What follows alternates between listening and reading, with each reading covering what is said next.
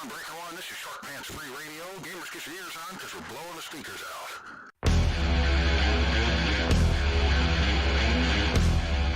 Grimdark Live. It is time for Grimdark Live. This show is for the nerds, the outcasts, the weirdos.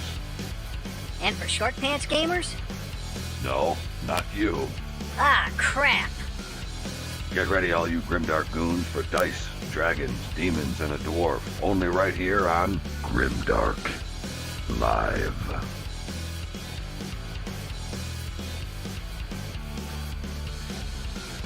Let's hit the fucking road!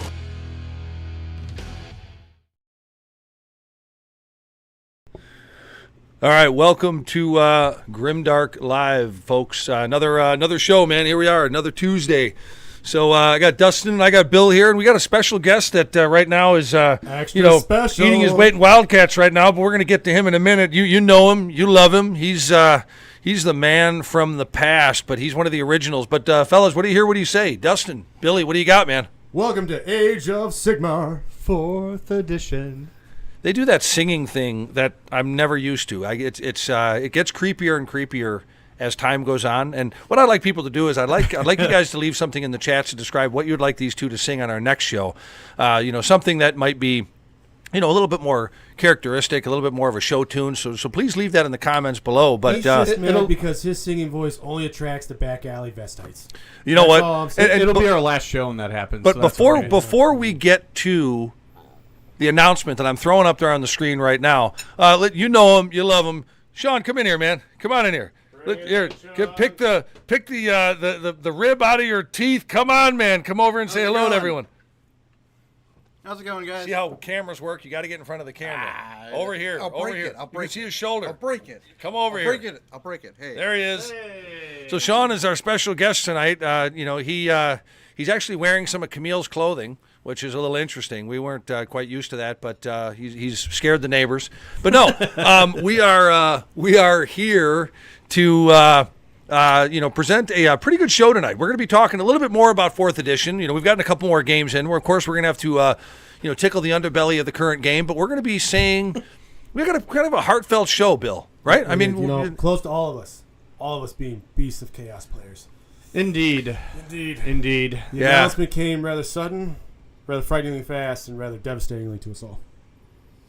That's really true. You know what? And I got to be honest with you. I started playing. I know people are sick of me saying this all the time, but I started playing Beasts of Chaos. Back in 6th edition Fantasy Battles when they were first Beasts of Chaos, before they were Beastmen or anything else. And to go full circle, Bill, to see them go from 6th edition Fantasy Battles back in 97, 98, somewhere around there, all the way to now back in the old world, it's kind of bittersweet because. You did really good. We're going to talk about AFD here, and the last tournament you played in. You actually did pretty good with the Army, and I think the Army is pretty good. Would have done a lot better if I'd gotten a few more games beforehand. Problem was I was moving, I was going through a lot of stuff, getting my house packed up. I didn't have time to practice or play, so I played my first game with 3.0 rules against another Beast of Chaos player who let me do it. You know what? What you guys it's not are. his fault. It's my fault. It's honor amongst thieves with two people playing that army. I know. Yeah. But you know what? And I know, Dustin, you were always an opponent against Beast of Chaos. You never really played him, did you? I played him for about a year. You lying son of a... Really? You played him? That was my 2020 army. Yeah, he did. It was really cool. It was an awesome that's right. You played all the Dragon awesome Ogres. Yeah. You had the Dragon Ogre list. That's right. Yeah, I had that's right. Like 18 Dragon Ogres. Eventually, and, there'll be pictures two of the Shaggoths. Yeah. Hey, you're a Jagoff. What are you talking about, Jagoff? Do you already call me, Sean? Two Jagoffs. Jesus, Two Jagoffs. No, I forgot about that. That's my bad. You mean you're still a prick, but I forgot all about that. I forgot all about that. On each ass cheek, Jagoff 1, Jagoff 2. There you go. That's right. Now that being said, eventually there'll be pictures of Dustin's Kit Bash Army at www.sigmarsingles.com. Find all your gaming needs there eventually. It's under construction right now, but be on the lookout for Joseph running the testimonials in the private sector for all that fun stuff and the Slaneshi-esque videos, and eventually you'll have the Patrick Gannon recipe section where it's everything potatoes and nuts or otherwise. And whiskey. And whiskey. Jeez, how could you forget about? It's one of the food groups, Bill. We've talked about. You know this. what? I forgot. It's whiskey, bourbon, potatoes, ribs. Got it. Yeah, and going back to Joseph, he was our guest last week. If you want to check out last week's show, and he was presenting the perverts. Joseph, we hope you're okay, buddy. You know we believe that it's just a canker sore, and a little penicillin can cure it all up. Don't worry about it. If it still itches, just get a little sandpaper, and maybe just don't tell so many people your real story. Just leave it between us friends. And if you're using the sandpaper and we tell you to rub one out, you know what we mean. Exactly. But Joseph, we are worried about you, man, and but actually we're not worried about Joseph. I mean, that guy, he doesn't get the clap, he gets the applause, and he just goes right through. He's fine. That guy's got crabs that could jump. You know what? I got to tell you. You know what? He does play Agnes Deepkin. That's what I'm saying. So He's the only one when he goes on a date, he brings the melted butter with him. yeah. All right, enough You of know that. what? If it's good garlic, melted butter. if Sean's it's over here homemade- eating. Sean, say hello to everyone again. How's it going, everyone? Here, show him your food. Sean's over here. I'm not dead yet. Pat made it. Oh, Yeah, Jesus. he's All right, I was mid-rib. kidding. Don't. All right. We got Sean back. Real quick, I got to tell one of the most legendary stories of Sean real quick Oh, while you're here. absolutely. Please. So Please. before we get going, Sean, Encore. and you probably remember this. I know you remember this. He's going to deny it, though. So way back in the day when Look at that smile. when Off camera. How Grimdark about was a civilized show, and we did a lot of Never. Bible studies, Never. and we never talked about midgets or lesbians or anything like that. That's- We just it was I strictly think just you're making that up. your what hurts? I think you're making that up. No, I He's not don't Gnostic, make yeah. anything up. Okay. But Always so, truthful 100%. You want to talk about the days of that little group in 40K that you decided to get a little bit of a tiff with? All I did was ask him, hey, because we were talking about the models, and they were like, oh, yeah, we paint them, but they never wanted to show anything. I'm like, go ahead, show it. Like, we'll give constructive criticism to it. And they just didn't want to do anything. It just kind of escalated from there. That sounds like the Okay, abridged that's version. that's like the tip of the iceberg that sunk the Titanic. There's a whole thing under the water there. Folks, Godzilla. we'll tell another time about the what was the name of that group? It was a 40K lesbian group. Were they literally? I think they were called the 40K, right? The 40K lesbian group or something like that. So anyway, it was a club, and if you guys are out there listening, call in because we've got some dating questions for We you. got the Sisters of Battle, then I got the motorcycles, right? No. I don't know. No, because this is a club. This is a real They club. missed the opportunity to call themselves the Dice. Okay, Facebook I'm gonna group be really club. upset. But Dustin, do you know who we're talking about? I have heard the story many times. So, is that I a did yes not- or a no? Yeah. Yeah. So I want to say they were like the neo-Nazi lesbian Harley riders that played 40K. I don't remember the whole thing now. You don't remember them? Okay, so it was. You know what? I'll tell you what. We're here to talk about 4th edition Beasts of Chaos. You can't be teased like that. So we have the intercommercials in between, obviously, the show. We will make one specifically, Sean narrating for the story about what happened at that show. Okay. Right. Yes. That's yes. fair. Right. That's fair. Yeah. Right. All right. Well, We'll in add the the chat, animations, we'll add the videos, everything. you got it. So in the chats, Camille, welcome to the show. We got Sean here. He took your spot. He's eating all the food. We don't know what's going on. And Haroon, you don't have a heart attack, man. Haroon, he's over there talking about how he's sick as a dog. I mean, he's sick in the head, but I don't think he's really sick as a dog. Maybe what other animal could be put to it? A horse? Knobbler. Knobbler. All right, Knobbler. Sick as a knobbler. Welcome to the show, Sean. That's what happens when you eat Knobbler tacos. That's all we're saying. That's it. Knobbler tacos. Or a Knobbler's taco. A pescado taco. That's a female the Knobbler. All right, got it. All right, I didn't know. I didn't know sloppy what we were food talking joke or about. something. All right, we're Anyways. completely off the rails. Yep. Completely off the rails. But so yeah, our one announcement beyond all of the midgets and 40K lesbian players and Joseph with a canker sore is we have a November Nightmare coming up, and it's going to support the VFW here in Lockport, Illinois. It's a split room. It's a 1-day, 3-game tournament for both Age of Sigmar and 40K. And Sean, the lesbian group is they're free to come, right? You don't have a problem with everything's good? No. All right, good. They're good. Yeah. Send an Evite. See him in there on the November 23rd, yeah? Yep, November That's a good 23rd. cause. It does go for a good cause, yeah. And It so should really be a charity boxing match. It's Sean versus 3 of them. Because that seems like a fair match. that is actually going to be happening now, folks. So With for an Jell-O? extra, So Can we do pudding instead? No. Tartar sauce. So for an extra $15, you'll be able to watch Sean wrestle 3 of Joseph those 40K provides the members tartar sauce. in a kiddie pool of tartar sauce. So please forget, and all proceeds are going to go towards the VFW in Lockport, Illinois, where we have our Armed Forces Day, which you're going to talk about, Bill, how well you did and what transpired with the last time you played your Beast of Chaos in a major, It was the best tournament. The farewell match for me. The farewell match, yeah. God, that still sucks. It stings. It does. It really does. It really does. But anyway, November Nightmare, we got that November 23rd. It's going to be a split room. We got 20 tables for Age of Sigmar. We got 20 tables for 40K. So we got that happening. So we're pretty excited about that. But we're going to get into the main topic. Well, not really the main topic. We're going to be talking a little bit about 40K. You know, kind of our walk down memory lane with Beast of Chaos. I mean, not 40K, 4th edition. I'm thinking about lesbians. I know. Once it's on the mind, It really is. out. It really is. You know, and it's a topic I want to explain this to Dustin because he just literally Dustin just came out of the monastery and I wanted to explain this to him. You know, listen, when we talk about the 40K group that we just referenced, all right, remember this. Even though it's a tough topic, if you get past the smell, you got it licked.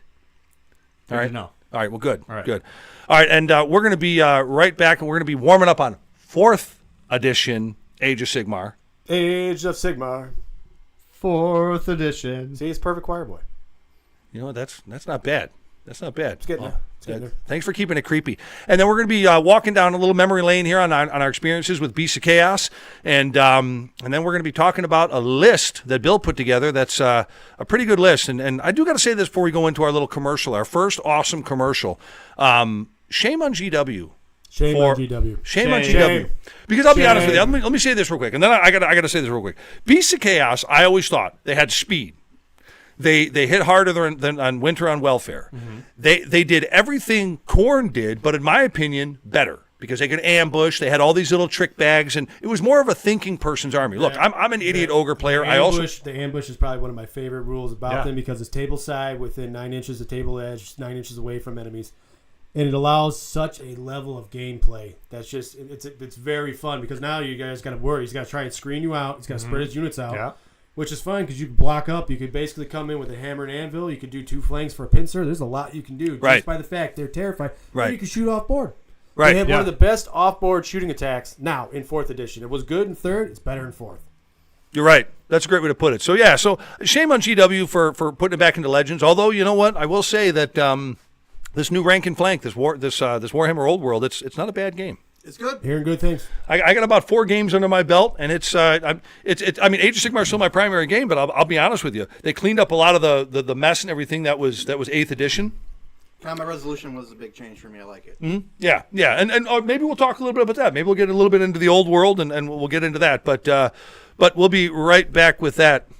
Stick around. Why do legions of Warhammer enthusiasts find love on sigmasingles.com?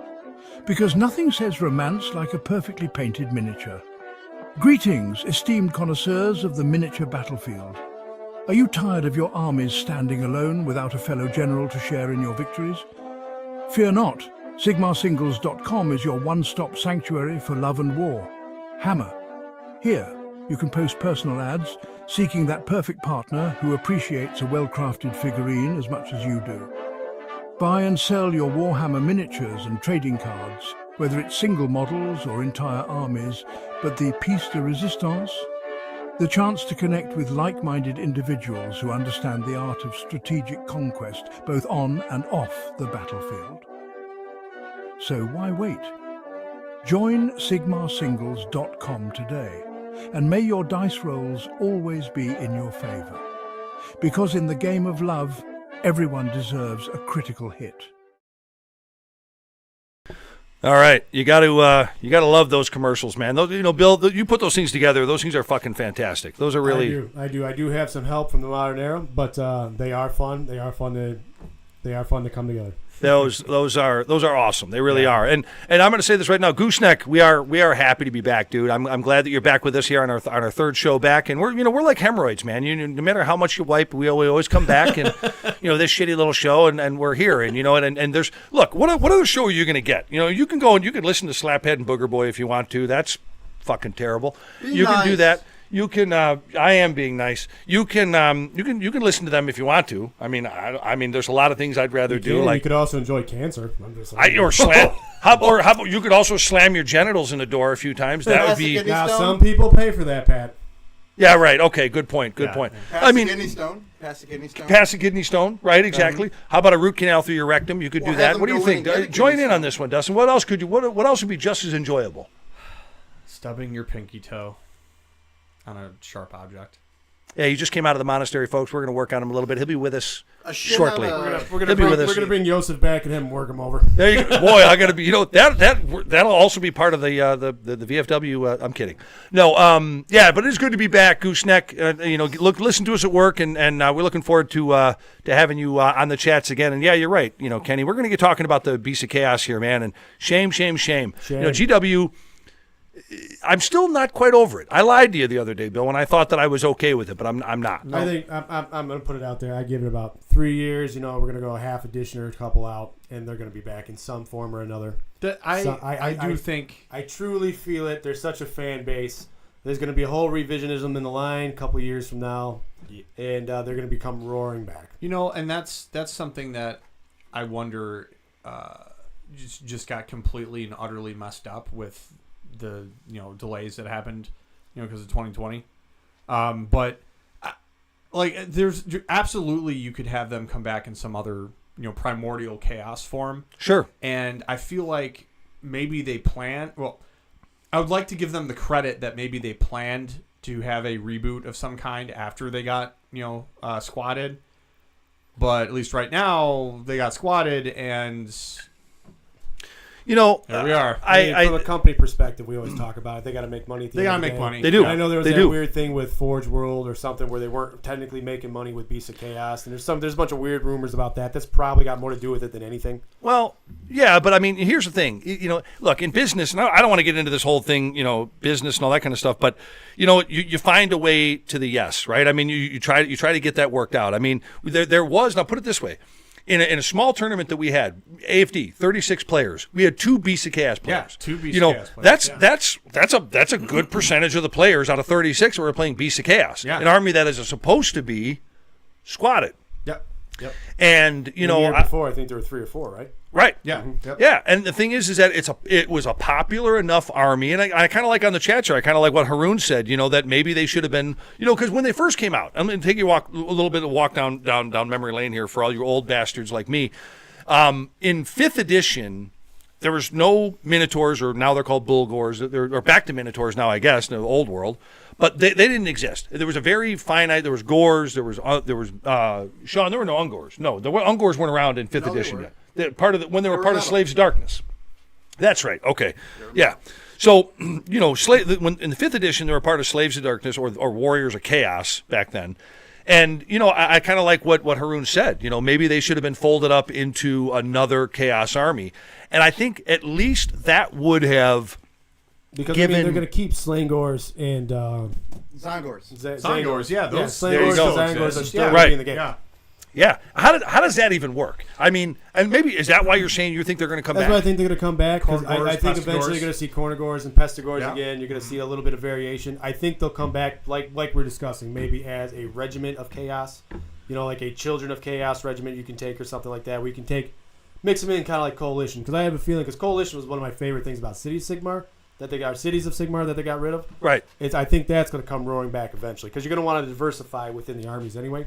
Yeah. Just to get people to buy into the other army. Because then again, Yeah. from a business perspective, if I have a couple units that I like to coalition in, why not just buy the rest of the army? You already got started. Mm-hmm. It's a good business model to draw more people into different armies. I totally agree with that. And they could have done that just as easy, if not easier, than what they did.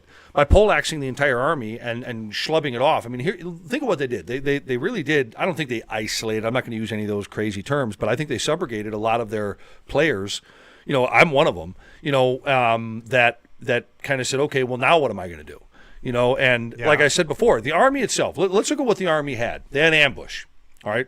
And I know that Beast of Chaos always got compared to Khorne, right? They always got compared to. I think it was right in the beginning of 3.0. My favorite part was when they had the. Basically it was a slashy battle trait you could take where if they were within 6 inches of a terrain feature, they got an extra 3 inches of movement. Oh, yeah. And then at that time, the Army had run and charge. Mm-hmm. So that it was fast and it hit hard. I mean, Glass Cannon, they all had 1 wound. They had basically 5 up saves, even the Bestigors. Right. But the Bestigors hit harder. But, that's when it was a lot of fun to play because it was fast and dangerous, and you had to play very, very well to your flanks. Mm-hmm. Now, like this one, in this edition, Bestigors are just solid. Like one of the things I learned, and unfortunately I didn't get enough games in before AFD, Bestigors just sat there. You always wanted to get them into charge first, so they couldn't charge you first. Right. But they just sat there, they took it, and they dished it out turn after turn after turn. If you had a reinforced block, which I did for this last AFD, they stayed the entire game. Right. For your one reinforced unit of Bestigors, they lost 3 units of top tier units. Just trying to get rid of them. Right. Yeah. And I like what you brought up before in the beginning of the show, the off-the-board shooting that the Ungor Raiders had. That's one of the things. So the list I got that we're going to be reviewing here, that's after I went to AFD. This is what I think. I am confident. I went 3-2 at AFD. I am confident I could have possibly won if I'd gone with a list similar to this. Now, having seen the mistakes I made, even against Nighthawk, the crazy thing is the Raiders, after they shot a unit off board, they killed a unit of the crossbows. I brought them in on the other side. Later in the game, I think it was round 3, they shot Lady O, wounded her, charged her, crit hits, and then they killed her. The Raiders. Right. The hero. So I got the most utility out of them. So if I had 2 of those units shooting off board, and then they come in and then use them more like Ungors, because the Ungors were about useless. Believe it or not, as were the Gors. You would have been better off doubling up the Bestigors. It's funny that you say that. I'm going to get to the Gors here in a minute, but tell everyone too. You came into AFD, you went 3-2 with AFD, and you really should have gone 4-1. You really should have gone 4-1 I think. I think one game you got a little bit of a screw job, but yeah, if I would have known my rules, I think I would have beat the other Beast of Chaos player. Right. And again, that's not his fault. That's my fault. No, it was a tournament. It was a tournament. He doesn't have to tell me. Yep. But I think, but tell everybody, you came into AFD, you went 3-2 after not playing. Go ahead. At least almost 6 months. Wow. Right. So his now, first. What's funny is I did that last year too, and I went 4-1. That's right. Oh, that with Beast of Chaos as well. Beast of Chaos, yeah. My first year I played, I went 4-1. All right, so you're a savant. There you go. But you know what's funny? But you know what's funny? And I know that you guys have heard me say this before, and I'll stick by this because I've been saying this probably since AOS 1.5 or 2.0. That it was always my opinion. Now, don't get me wrong. Nobblers are the greatest unit ever created, possibly the greatest in all of GW, in the history of GW. Unit in the game. Greatest chefs. Yeah. Greatest poop cleaners. They will. Yep. Greatest house cleaners. They'll steal your buddy, sockets. preach. I'm telling you. Yeah. But you can find Nobblers at SigmarSingles.com. We have AI chatbot Nobblers that will speak to you when you're feeling down. I'm just saying. Everybody wants to go to BetterHelp.com. I don't recommend that. You eventually will be able to go to SigmarSingles.com and speak to an AI Nobbler bot, and that's how you're going to feel better. Sean, you got a thing for nobblers yourself too, don't you? You had that one girl dress up as one, and parade around and. That was you. All right, he's not allowed now to talk anymore. No, but the one thing is I remember when got Gore. funny, then it got awkward.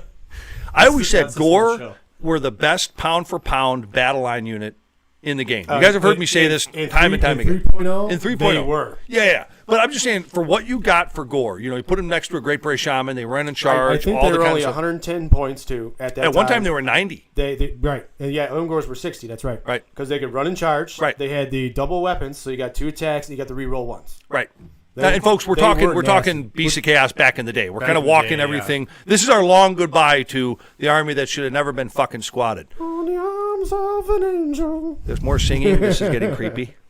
But so Dustin, I'm going to kick it over to you.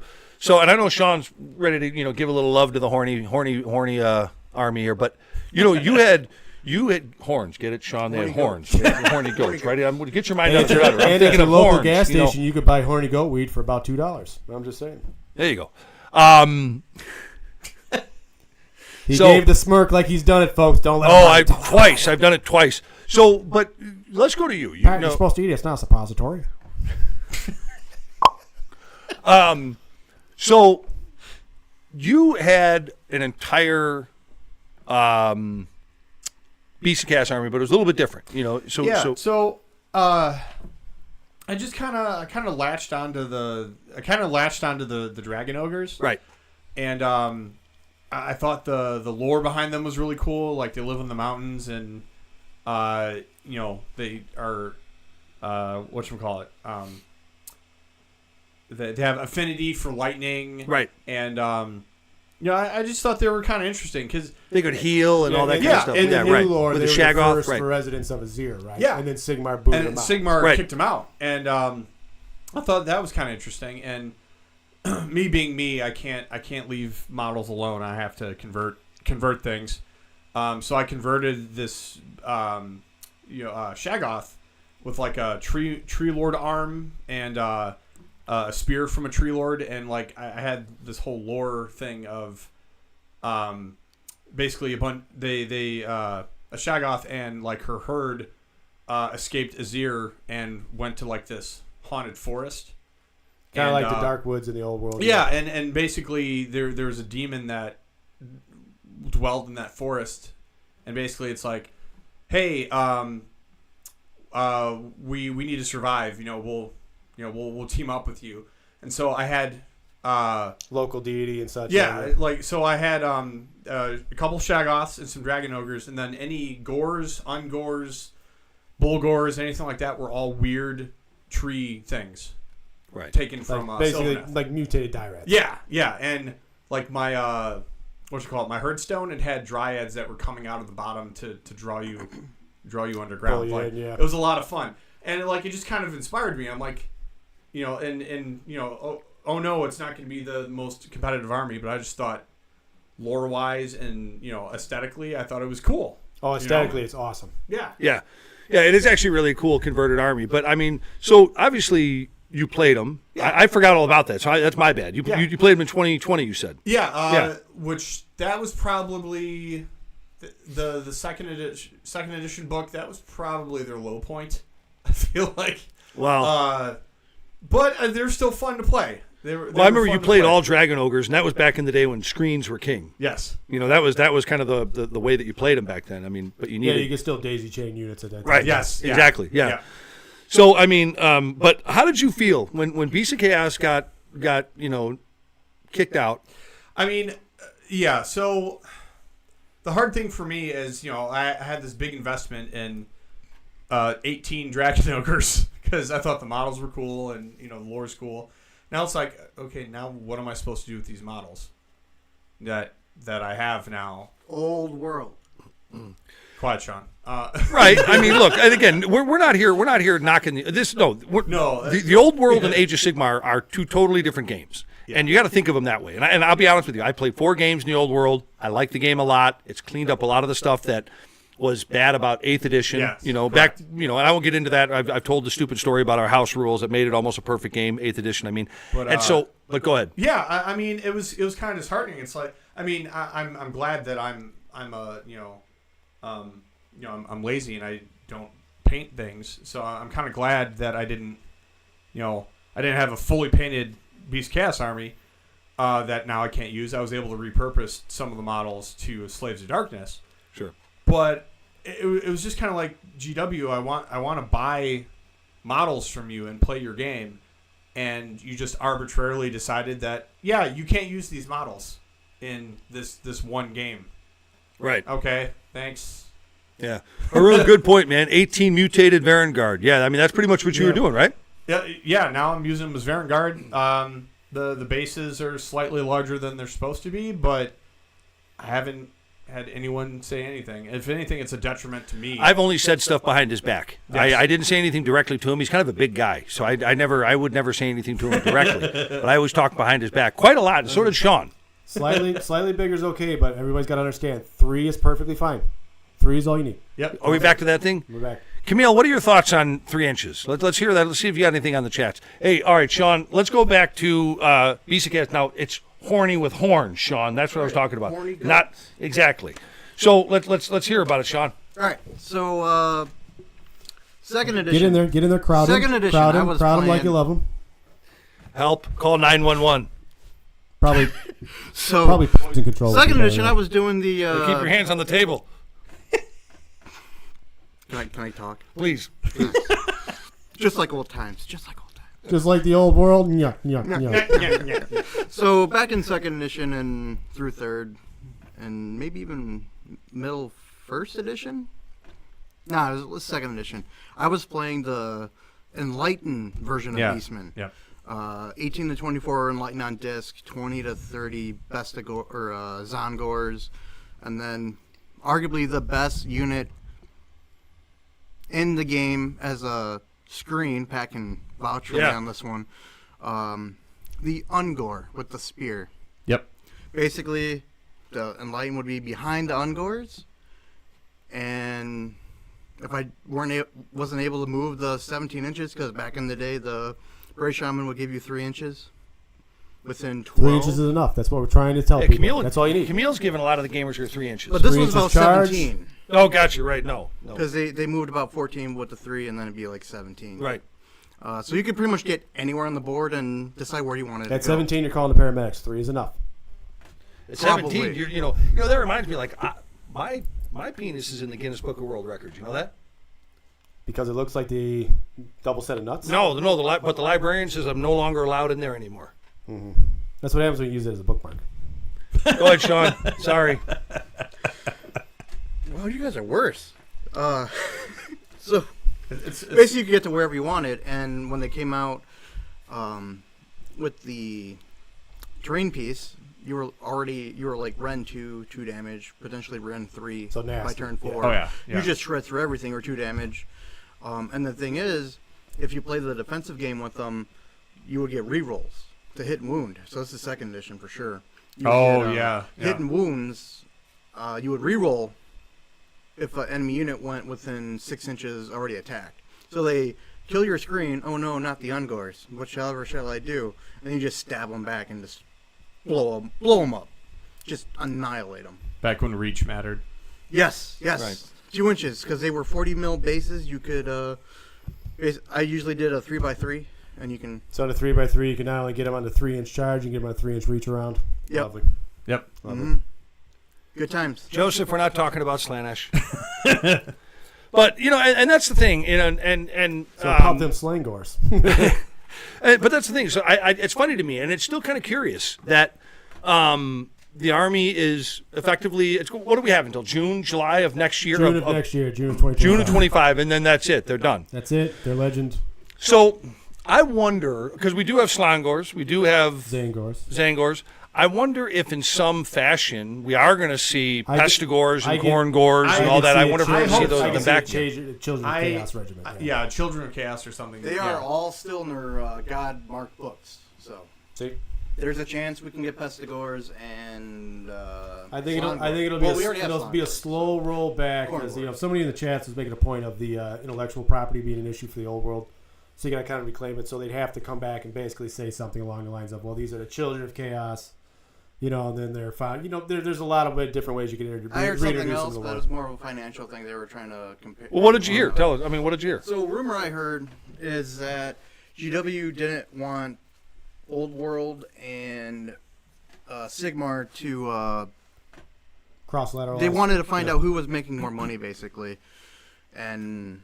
So you're talking about inside the company itself. There was 2 different factions, if you will. There was the Old World group of developers and the AOS developers, or what? They were just kind of like a nerd It was fight. more of a finance thing. Accountants suck, so. As a trained accountant, I take offense to that, Sean. I don't suck. I blow. No. So but in all seriousness, though, so you're talking about 2 groups within GW, kind of having like a tussle over the IP. Yeah, and this is all rumor. I don't know I how would actually pay true it any is. amount of premier money to see that fight. Oh yeah. Oh my God! It would be the worst thrown punches Bruce- and pocket protectors Bruce flying all over Buffer the place. announcing it, pay-per-view, nerd off, in the GW headquarters in London. That'd be great. Also, there was another thing where I'm not going to go too long. This can be another show for sure. Forge World and GW were fighting because Forge World wanted to put everything in. So, like Cathay and your Ice Queen. Katarina or something. Kislev. Kislev would But which that- would have been awesome. Because that was supposed to be years ago when they pushed that out. Hey, we're bringing the old fantasy back. Call it the old world. But And again, this comes down to an IP fight or an IP conversation about GW. In my personal opinion, they're not making any money. They're obviously keeping union guys employed in England, which I understand. Part of the premise of being an English company is you want to keep your people employed. Fine. But the IP is where they have and always will make their money. So if they come out with a 3D GW 3D printer where it came loaded with certain STL files, you could buy them from the website. Back to accounting, Sean. One of the things that we always argue about is you make it simple, stupid. People follow it. They won't shoot their taxes. At the end of the day, if it's where any man can do it, where you have basically a flat tax, but again, that would be an entirely different conversation to get me arguing about a flat tax versus progressive taxation because it never works. I'm not even going to go there right now. But anyway, so if they would have introduced it in that way, it would have been a lot better for the company, where you could print your own models at home, you had your own STLs, you could share amongst your friends, people would buy them. Maybe they had a flavor creator where you could make your own unique characters that you could print off and play in the game, as long as they disclosed it was within 90% of the actual lookalike of the original model. So similar to a lot of the third-party companies do now for D&D characters, where you can design your own, and they can print it for you for an extra charge, or you can print it. So if you want GW to print it, cool. They got people in England who will print it for you. Or you can do it at home on your own STL files. That's a whole other show that we want to get into. I want to talk about, and this is I'm taking a left turn at Albuquerque, and then I'm going to go back to that. You said that flavor. What you said? What did you say there? So like with there's a bunch of third-party companies right now that'll print. But what was the phrase you just said? The flavor of the character you want. Yeah, that's so like Dustin's beard is a flavor saver. That's what a lot of the women have. Who was it? There was a couple of those women that were talking about your beard being a flavor saver. What do they mean by that? Why don't you just ask them, Pat? Catches my food. Save it for later. We're working on them, folks. We're working on them. We're going to get through that candy shell. We're going to get through that. Don't worry about it. Sean's going to rub some P. Diddy oil on his shoulders, and then Dustin's going to be off to the stars. We tee it up for him, Bill. I know, it was right there. We tee it up for him. It was simpler than a Kamala softball. Hey-o. All right.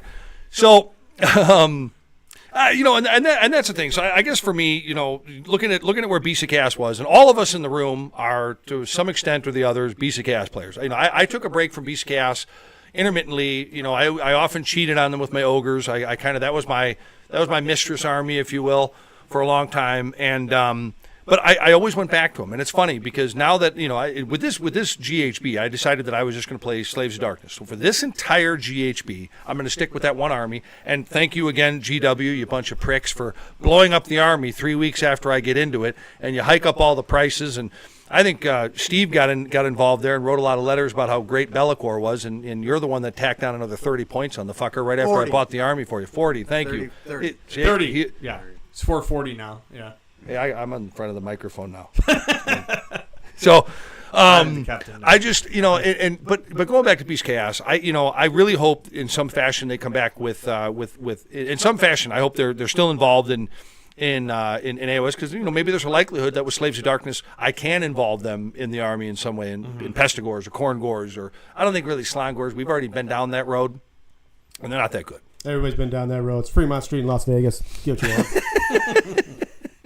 Exactly. But what else? I mean, let's round up before we get into the list, Bill, which is a great list. Anything else that you want to touch on yourself with Beast of Chaos? As we kind of say this long farewell to the fuzzy, horny. I mean, like the horns, Sean, the horny bastards. It's been a fun ride. It's been a lot of fun playing through the different series, going to a lot of different tournaments with them. Because there's not a lot of Beast of Chaos players that play competitively. It seems. And actually, like a couple of years ago, I think I was in top 10 in North America for a little while for Beast of Chaos. So that's true. Yeah, you were. So it's been a lot of fun to play him. It's going to be sad to see him go. I am looking forward to getting some old world games in with him, but I do know they'll be back. I can just feel it in some way, shape, or form a couple of years down the line. So I'm looking forward to that. Be on the horizon for that. Well, I think I think they're going to be back in some way. I hope they are. At least that's my hope. Dustin, what do you think, man? Absolutely. They could definitely be back. I mean, the lore was definitely pointing towards them being the primordial chaos, and mutation and things like that. So I definitely think they could be back. And it's some trademarked name, Children of Chaos or something. Right. It just sucks that the army had to die before basically the new incarnation of it was ready. Sure. So I think they'll be back in some form, but unfortunately, it's probably going to take a couple of years for that to happen. I guess the argument is they resurrected the old world; they can resurrect the army. Yeah. Maybe they'll come out with new models, and and that's something I want to kind of round about. And this is kind of an off-topic but still topic kind of a thing. A lot of the models in the other armies have gone into more of the heroic pose, the heroic size. Right. So they've gone up from 25 mils to 37 mils. Exactly. Like that, bigger, 32. Yeah. Right. And so, like for me, I was really looking forward to putting together a Gloomspite Gets all spider army. I love spiders. I've always loved them, and I was really going to do that. But, I'm a little gun shy. I'm a little gun shy that there's a distinct possibility that all those Night Gobbler spider riders, the very Native American looking, goblins are going to go the way of the dinosaur, just like Beasts of Chaos did, just like Bretonnian did. I mean, Bretonnian players, they were the first ones to get it in AOS. They poleaxed them back in 2.0. But I think that's why I'm not doing that army, because I don't want to put all that effort into building and painting an army and then, 6 months down the road, GW's like, no. I mean, if they can get rid of an entire chamber of Stormcast models that are fairly brand new, they're not that old, right? Yeah, that makes me a little skeptical about starting a new army potentially, because a lot of that chamber was in one of the collector boxes or one of the box kits, the Soul Wars or whatever. Those models were less. The Skaven line was way older than the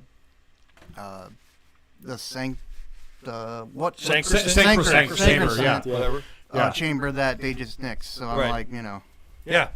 And but I guess GW, it's a business, folks. They, if they're not selling plastic models or books, they're I don't know what they're selling. But plastic drugs. There you go, plastic crack. Correct. But yes.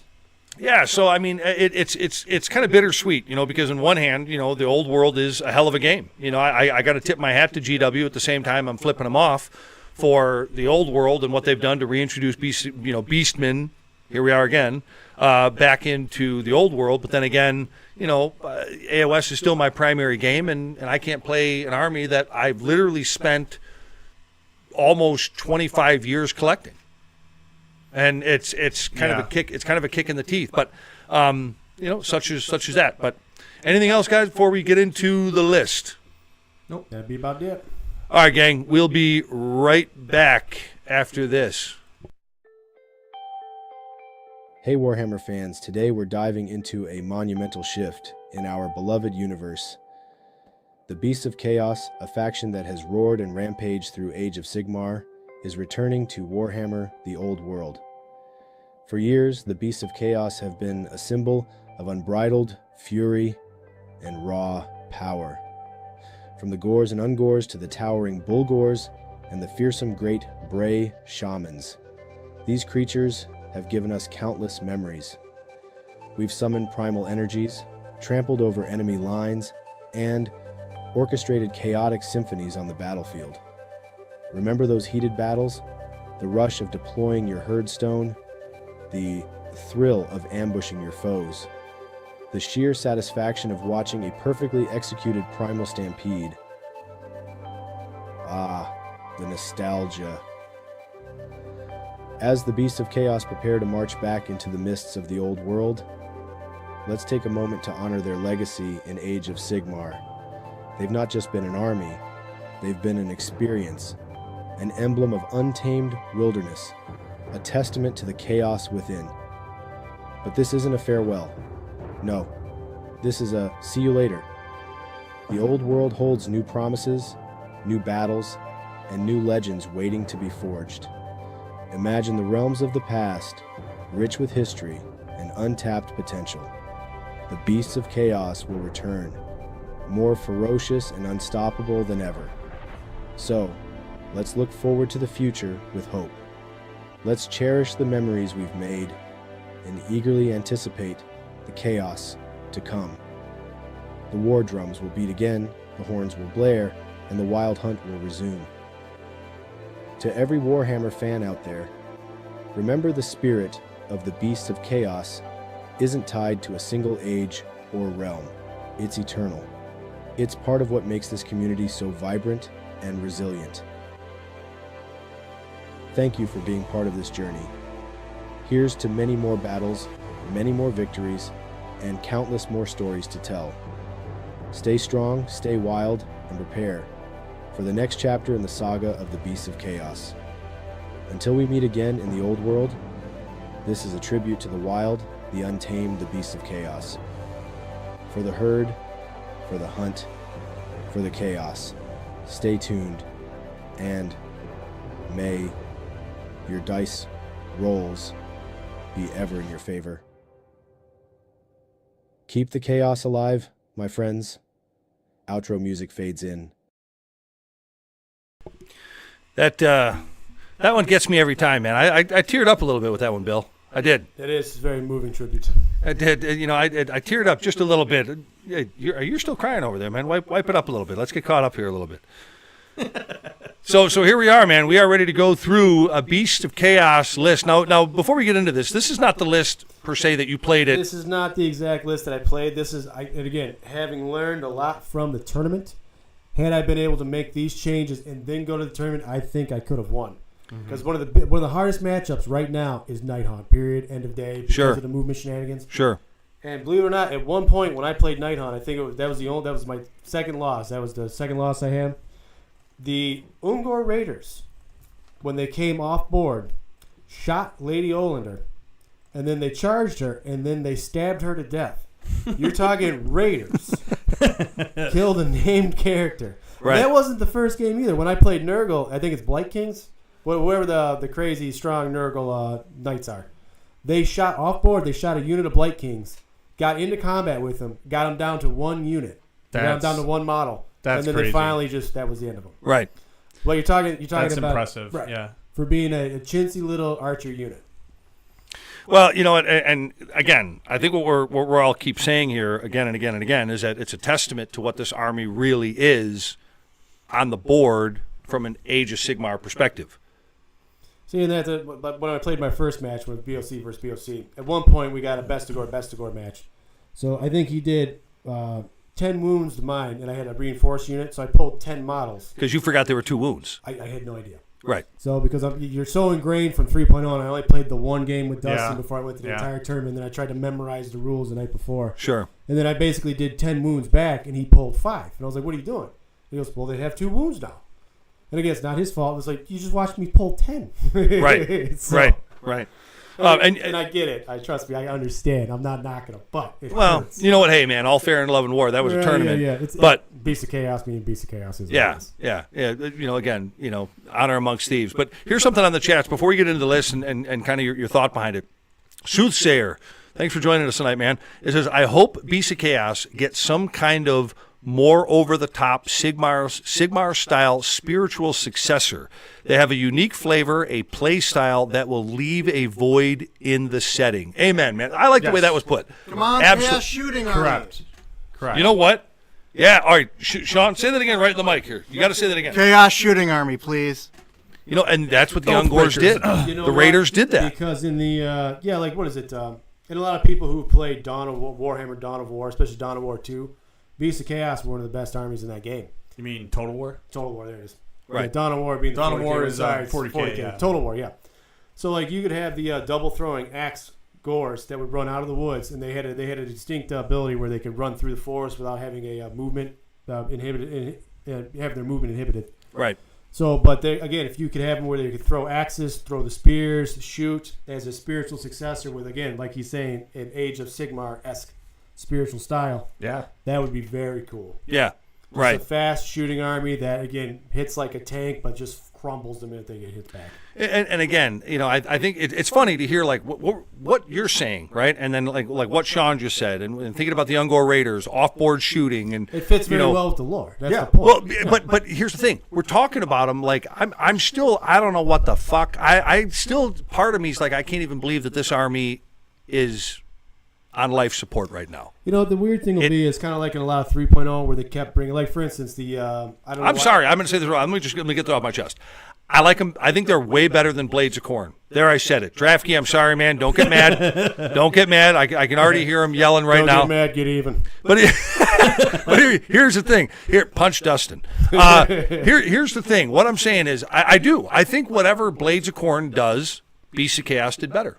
Yeah, that's true. That's one man's opinion. I played, but I think it was my second or third game. I played a Corn army. And again, the Bestigors, they just I got to pick because I got I forget the rules already. Where I get to choose who goes first. I got to make him go first. He moved up. I was able to get into range and charge in with the Bestigors, and they sat on his Corn Rhinos, whatever those are. Oh yeah, Juggernauts. Juggernauts. Thank you for 3 turns, Skull and they Crushers. wiped out the Juggernauts. Were they the demon or the warrior? He had both of them. Okay. Oh wow. Okay. Yeah, it was 3 separate units at 3x3x3. Oh okay. And I was able to get the Bestigors in where they tied up all 3 units. Oh wow. And then okay. I brought the Bulgors, the Doom Bull, and my Gorgon in from the side. Started eating them this way, and then the Bestigors finished them off. And then by the end of turn 2, was basically done. Yeah. I took the double turn 2, which again is from our previous discussions. I was like, fuck the points, I'd rather wipe out this army. wipe out the They're army gonna now. smack Yep, right back, yep. and it was Right. the right choice to make. Right. Well, let's get into this list. Because honestly, it's a crying ass shame because this is a damn good list. So you got 1940. So you're already you're 1950 or less. So The original getting the um, extra command point. yeah, the tournament list was also 1940. right. Yeah, that's why I was a little confused. I wasn't sure if this was the original AFD list. I had because I'd been playing around with it after the tournament. I was so mad at myself. I was like, I could have won this tournament even. Right. Because I truly think, especially even going against Night Hunt with this list with the double raiders, could have rather than shoot off the crossbows and stuff like that, I could have taken out a unit of blade guys, came in off the edge because he basically bundled up. Because I found out obviously now, Night Hunt can't just drop in like they used to. You got to deploy totally on the board, which is a huge disadvantage for Night Hunt now. Yes. The only advantage they have is they have the one horse unit that can bounce around the map and take points.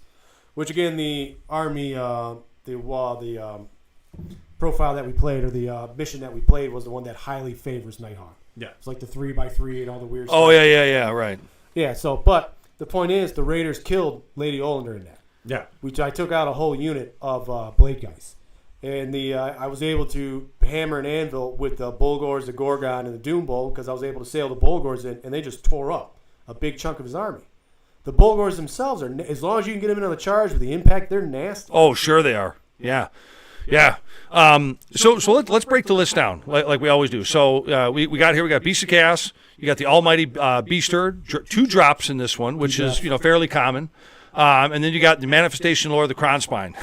That's just insult to injury. Even though they kind of nerfed the Cron Spine a little bit, that thing still slaps. That thing is still. For me, it's the whole point of having it in there because obviously everybody else was doing that one with the Purple Sun and all that. Oh yeah, right. right. The Cron, morbid conjuration. right. Morbid conjuration. Yeah. The purpose of the Cron Spine was just to annoy people.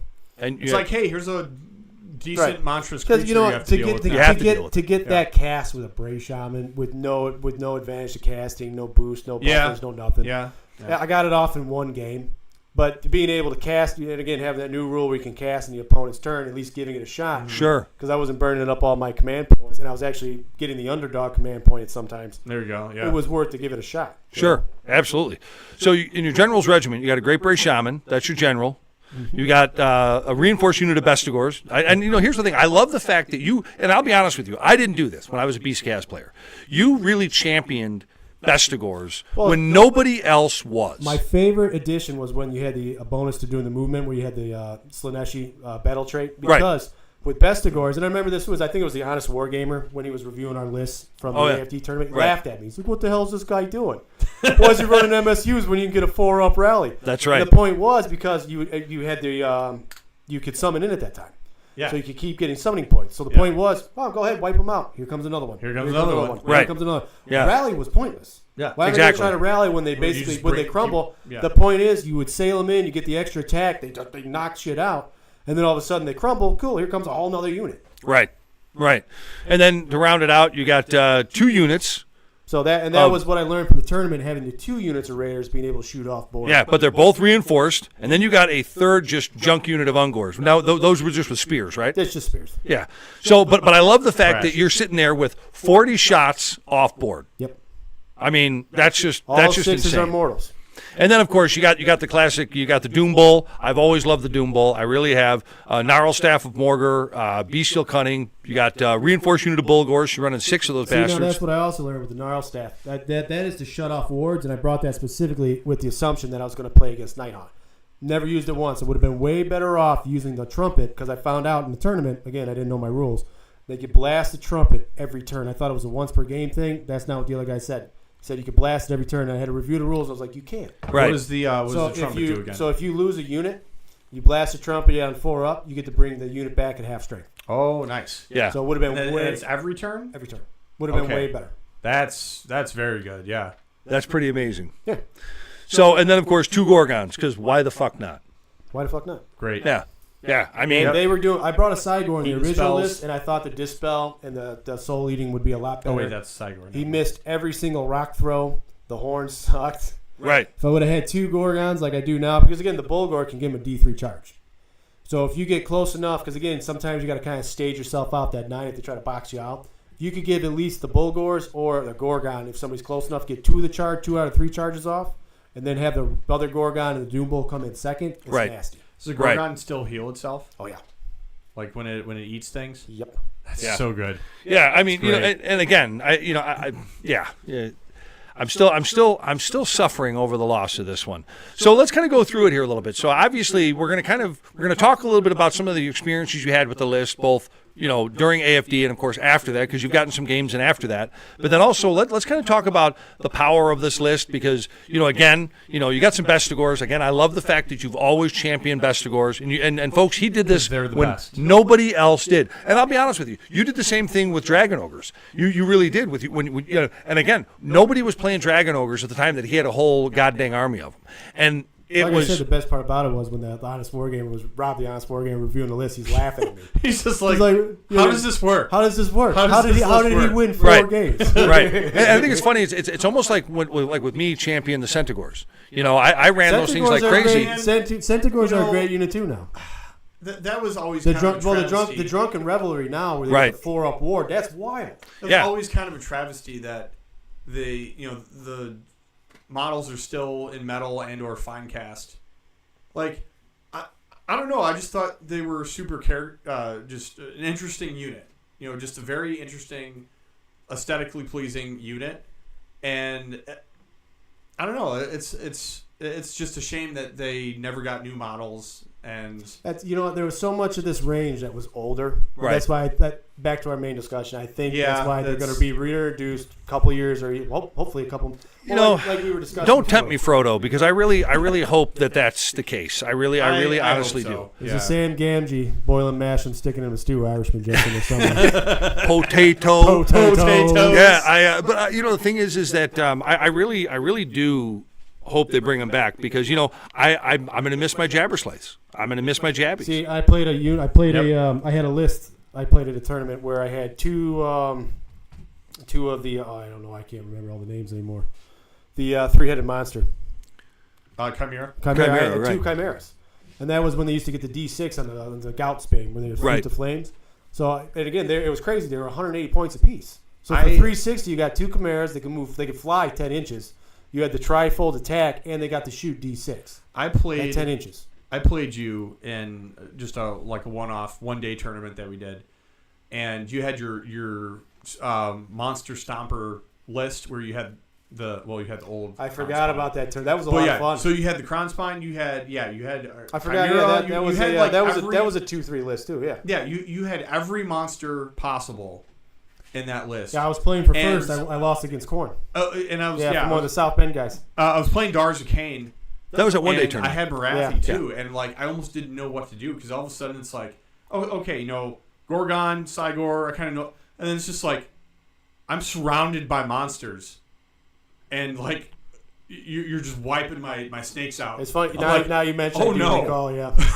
I remember being so frustrated with Marathi. I was like, I can't get rid of this fucking bitch. Well, yeah, but then, because you had the you had the Kronspine, and it's like, my snakes are gonna die because they couldn't retreat. So I'm like, all right, here, deal with the Shadow Queen. Right. Yeah. You're not gonna kill her.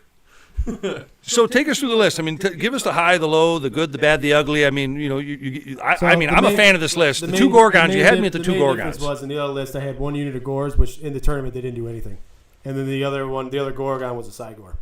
So in the tournament, like I said, the Gors, I barely got them off. I barely got charges off, and they didn't really do a whole lot of damage. The Sigor didn't do anything any game. So With all the endless spells flying around, Nothing. It didn't eat any of them, Nope. or never even came up. oh wow. And now I take it back. The only game where it made a slight difference, I was playing a Seraphon list where he got off a Chronospine, and I did too. But he was worried about the Gorgon eating it.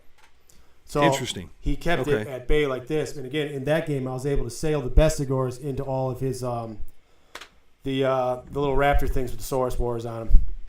I don't know. I can't think of the name of them. I can't think of them either. They got some goofy dinosaur names. Some lizardman thing. Lizardman Yeah, bullshit. yeah. Some lizardman. Seraphon who? Seraphon, what? But no, very cool units, very excellently painted as well.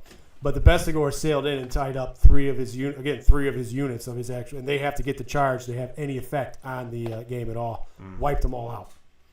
So the Chronospine, my Chronospine and my Cygor were just kind of moving like this by my Hearthstone. He kept his away. He didn't want it to get eaten.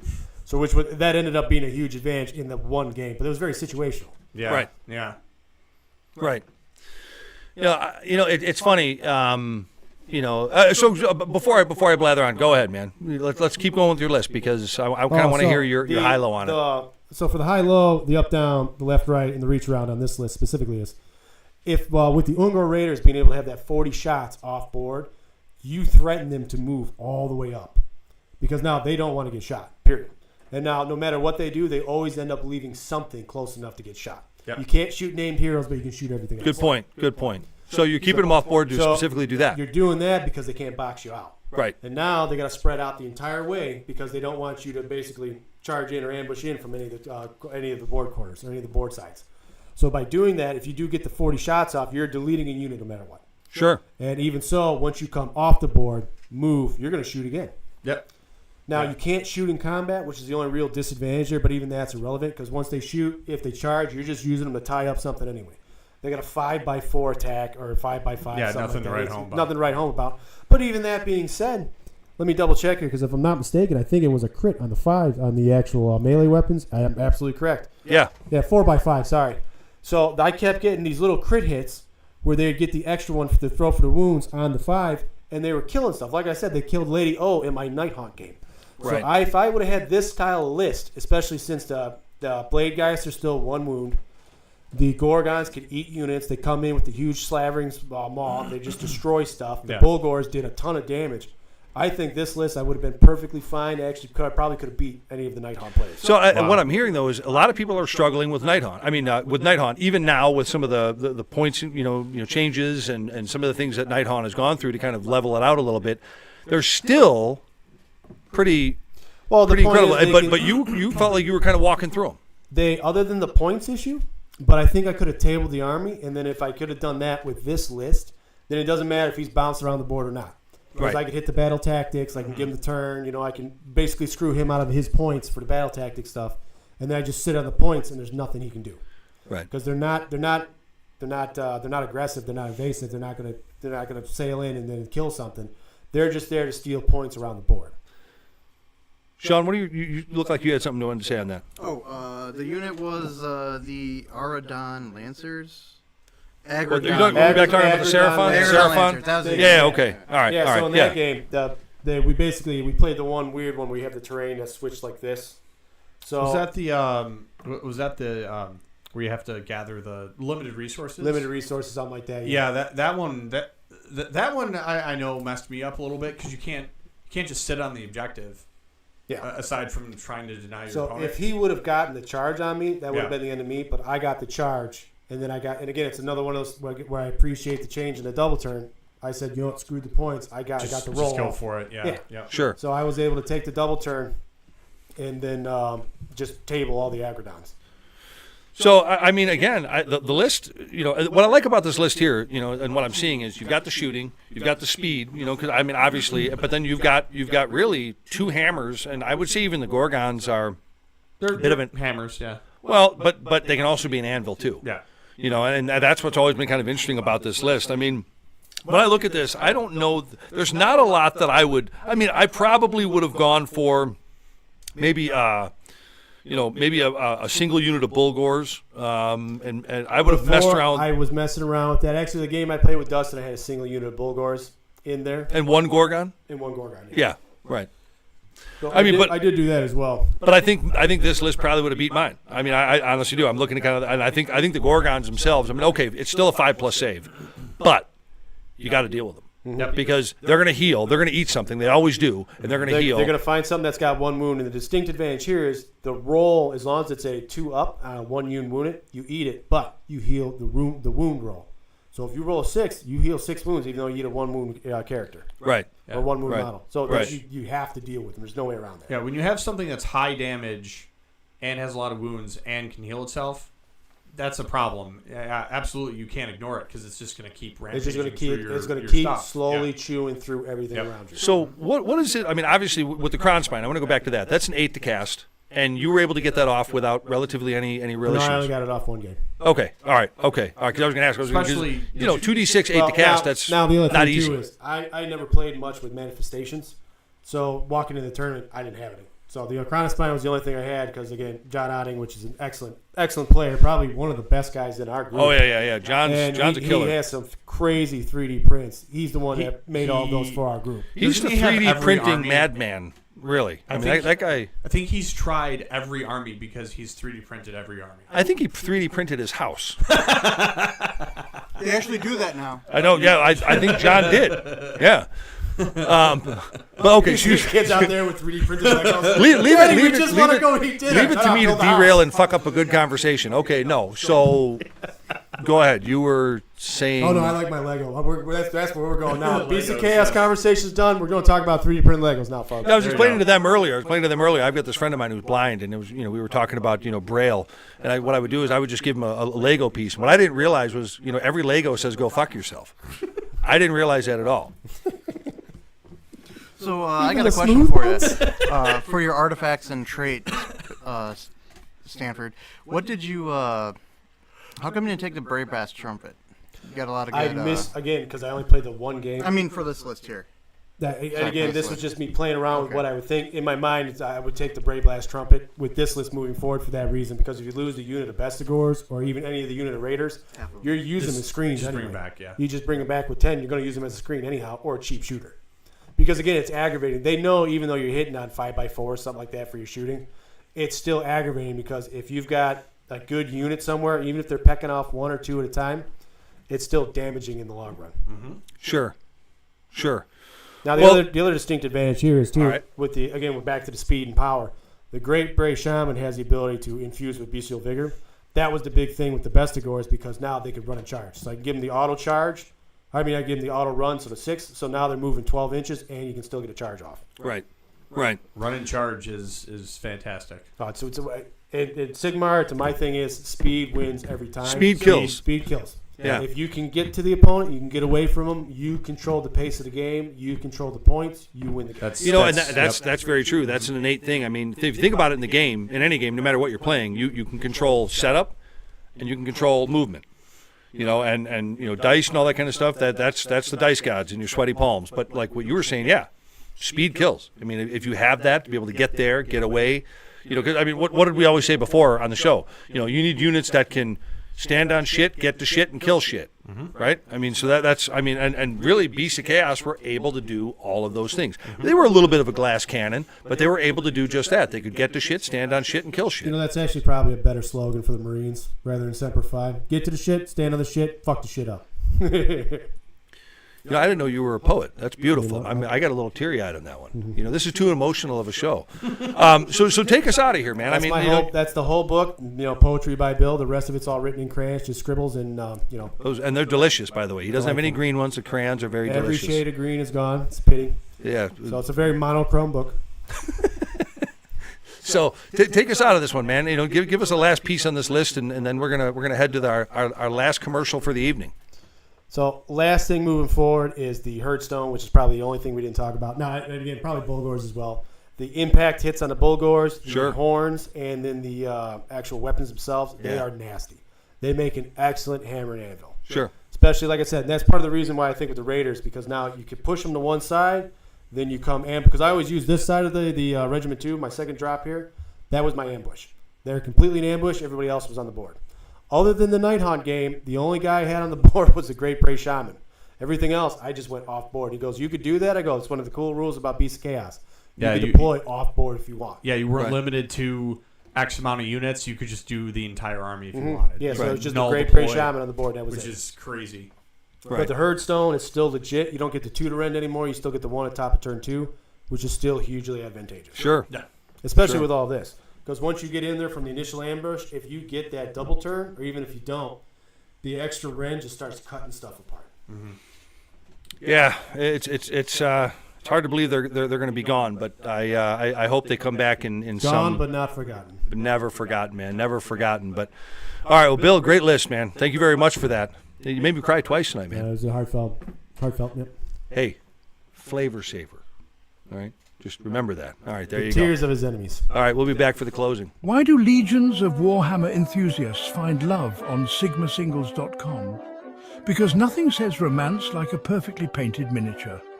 Greetings, esteemed connoisseurs of the miniature battlefield. Are you tired of your armies standing alone without a fellow general to share in your victories? Fear not, sigmasingles.com is your one-stop sanctuary for love and war. Hammer. Here, you can post personal ads, seeking that perfect partner who appreciates a well-crafted figurine as much as you do. Buy and sell your Warhammer miniatures and trading cards, whether it's single models or entire armies, but the piece de resistance? The chance to connect with like-minded individuals who understand the art of strategic conquest, both on and off the battlefield. So why wait? Join sigmasingles.com today, and may your dice rolls always be in your favor. Because in the game of love, everyone deserves a critical hit. All right. Well, that was it. That was a great send off to the Beast of Chaos, and you know they're still around to be kicking the shit out of you people on the tabletops until June, right? 2025. 25. Yeah. And you know what? It's a crying ass shame. You know, GW ought to be ashamed of yourself. But you know, you made a good run of it. We all did. You know, Bill, I think you took the Army a little bit farther than I ever did recently, and you know, you had a great original idea with them. I think they were just that type of an army. You know, and again, I want to say this right now. And I'm not going to, you know, in 2017, Sean almost won Adepticon with your Zangor list. With your Zangor, you know, and I'll be honest with you, there was some things there. I don't want to get into it. There were some things there that, let's just say, it wasn't natural gameplay. Game 3. That you're right. He was kind of railroaded a little bit, but that's a whole nother topic for a whole nother show. But you know, Beast Chaos has been good to all of us here, you know, and I think that we're just gonna have to you know, find a way to adapt and overcome. But I want to thank everybody for go. All right, guys. Dustin, good night, man. Good night, Mom. Good night, Grandma. All right. Get some bed. Get to sleep, you little bastards. Farewell. Get some bed. Yeah, get some bed. Yeah, get some whatever. All right. Good fucking night. Grimdark Live would like to thank you for slumming it through another show with us for all things dice, dragons, demons, and a dwarf in the Warhammer worlds. We'll be back again real soon, so until then, roll them dice, fun and fair, and don't be a frickin' short pants. You can get your Grimdark Live fix on our live show or catch us on our Grimdark Live podcast.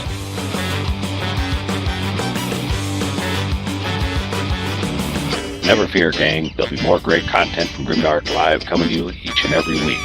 So stay tuned and stay grim, all you dice-chucking, glue-sniffing gamer goons. You're all awesome. Looks like I picked the wrong week to stop sniffing glue.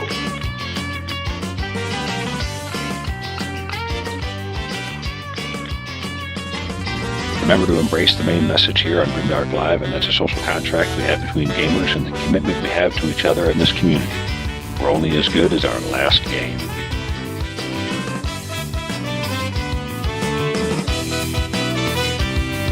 Check us out at grimdarklive.com, and don't forget to subscribe, follow, and recommend Grimdark Live to your friends.